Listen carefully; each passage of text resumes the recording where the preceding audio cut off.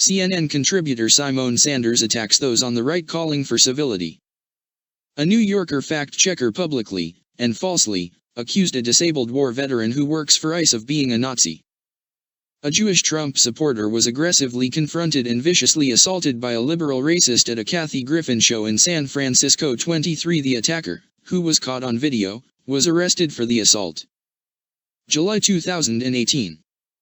Innocent people of all ages, races, genders, and sexual preferences have been assaulted by violent leftists simply for expressing themselves. A man threatened to chop up Senator Rand Paul and his family with an axe in a phone call to Paul's office in Bowling Green, Kentucky. 24 The man was later arrested and charged by Capitol Police.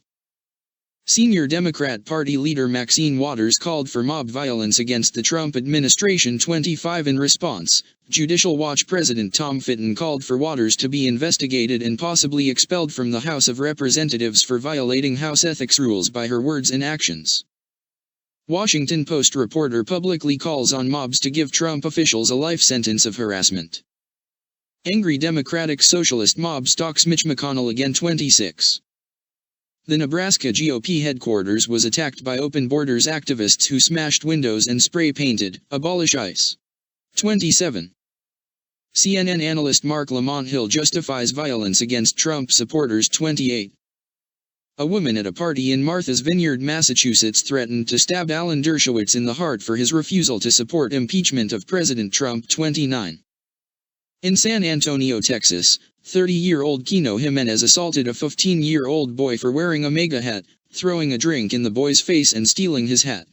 Jimenez was subsequently fired from his job at a San Antonio bar and arrested by local police after video of the incident was posted online by the mother of one of the boys in the video. 30. In New York, a man threatened to kill supporters of Trump and Representative Lee Zeldin outside campaign office. In Boynton Beach, Florida, homeowner Jeff Good was attacked and assaulted by an unhinged leftist over a President Trump flag in a yard. 31-32. Black Lives Matter activist Emily Egelund called for assassination of a Supreme Court justice in a tweet she subsequently deleted after it went viral. 33 That same tweet was saved via screenshot and reposted by Daily Wire reporter Ryan Saavedra to expose Egelund's threat. Abolish ICE protesters call police the N-word. 34. Fox News reporter harassed, threatened, and forced to leave Supreme Court by leftist mob. Trump senior aide Kellyanne Conway harassed in grocery store. Anti-Trump activists vandalize New York DHS office. Liberal anti-Semites harass Jared Kushner and Ivanka Trump outside their home. 76-year-old man assaulted by anti-Trump thugs in San Diego. In London, pro-Trump counter-protesters were hit with abuse and violence. Left-wing Antifa terrorists attacked peaceful Tommy Robinson supporters in San Francisco. 35. EPA head Scott Pruitt was harassed at a Washington, D.C. restaurant by liberal teacher Kristen Mink, who used her 2-year-old son, who she brought along with her, as her prop in her confrontation. 36. Founder of #Walkaway campaign Brandon Straka was refused service by a clerk at a camera store. 37. The store's management later apologized for the incident on its Twitter account. Left-wing Catholic reporter for the questionably Catholic publication National Catholic Register Michael Sean Winters calls for sending Trump supporters to the guillotine. 38-39.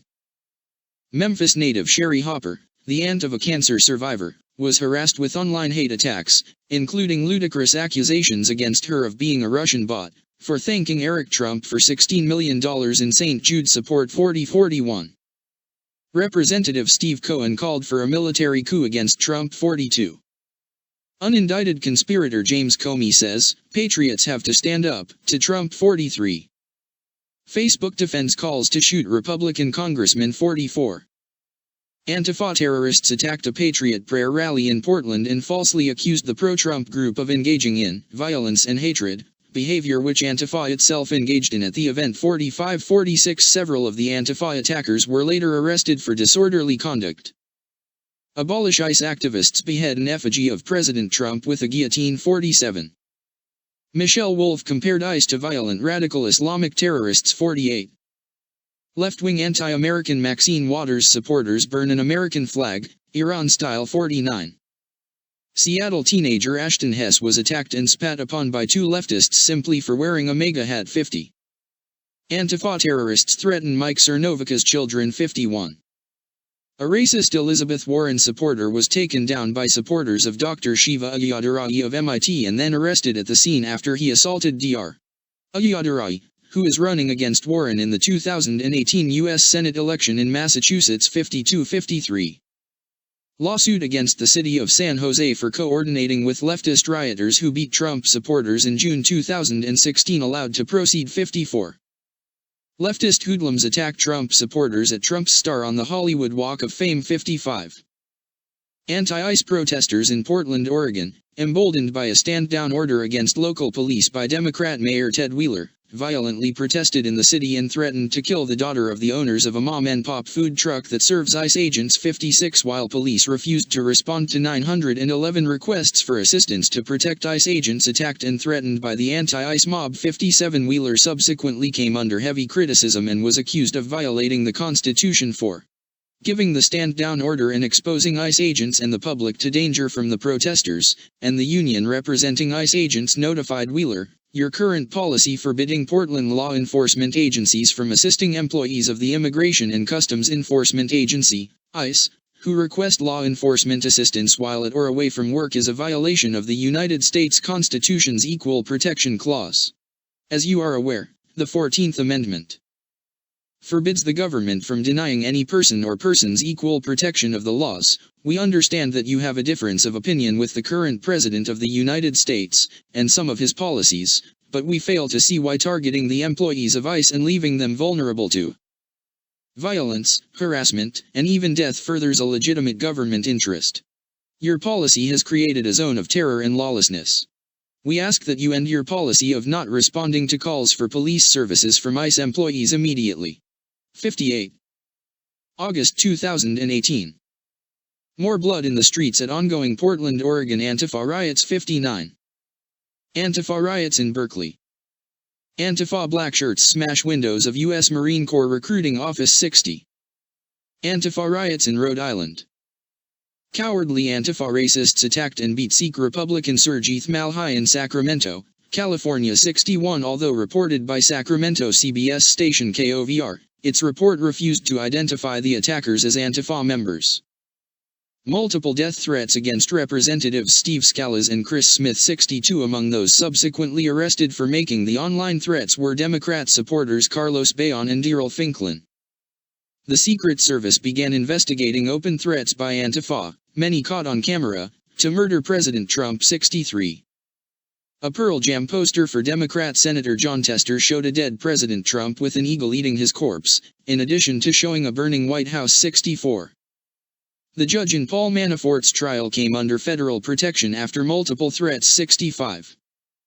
The federal government offered a $20,000 award for information on anti-Trump leftist Sean Christie, wanted for death threats against President Trump, several high-profile officials and police officers via a since-deleted social media post. 66. Protesters at the University of North Carolina at Chapel Hill destroyed a 105-year-old statue simply because it represented someone who served the Confederate States of America. 67, 68, 69. Jim Carrey posted artwork depicting President Trump burning at the stake. 70. Actor David Cross made a joke about beating the president to a bloody pulp. 71. September 2018. NBC News host Chuck Todd advanced a proposition in both his broadcast and a print article that Fox News was the source of negative opinion toward media. In a September 3 article written for The Atlantic, Chuck Todd said it was time to fight back. 2 days later, on September 5, Michael Chadwick Fry, 72, a mentally disturbed man with a lengthy criminal history who took Todd's words to heart, rammed a pickup truck into the studio building of Dallas Fox station KDFW-TV several times and, after getting out of his truck, went into an unhinged screaming rant about treason before he was subsequently arrested and taken into custody by Dallas police several minutes later. 73-74. Another violent left-wing terror attack, Wyoming GOP office set on fire. 75. Farzad Faisley was arrested and charged with felony assault, criminal threats, brandishing a weapon and possession of a switchblade knife after attempting to stab Rudy Peters, the Republican opponent of Democrat Representative Eric Swalwell. 76. A leftist identifying himself on Twitter as Dreamstar threatened a mass shooting during mega rally at Trump Hotel in Washington, D.C. 77. The Twitter account on which the threat was made was subsequently deleted.